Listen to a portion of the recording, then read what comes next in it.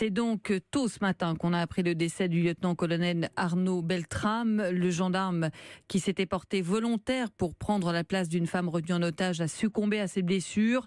Hommage unanime pour saluer son geste. Un homme tombé en héros pour Emmanuel Macron. Et beaucoup d'émotions depuis ce matin à Carcassonne devant l'état-major du groupement de gendarmerie de l'Aude dont il était l'un des adjoints, comme vous avez pu le constater, Benjamin Peter.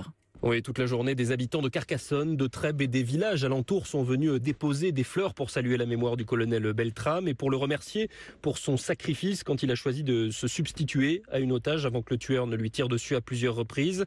Olivier est venu avec son épouse déposer un bouquet. Ils lui sont très reconnaissants. Ce qu'il a fait hier, on se demande si beaucoup l'auraient fait à sa place. Ouais. Même nous, on se pose la question si nous, on l'aurait fait. Parce que c'est vraiment exceptionnel ce qu'il a fait. Ouais. Il savait très bien que de toute façon, en rentrant, il avait énormément de chances d'y rester. Donc, ce qu'il a fait là, c'est énorme. Énorme. On va dire que ça va être un week-end très très triste. Marie-Christine a choisi elle aussi la caserne pour déposer quelques fleurs. Elle pense aux gendarmes bien sûr, mais aussi à toutes les victimes de cet attentat. Ça ne peut pas laisser indifférent. Lui c'est un héros, les autres aussi ce sont des héros, le boucher aussi.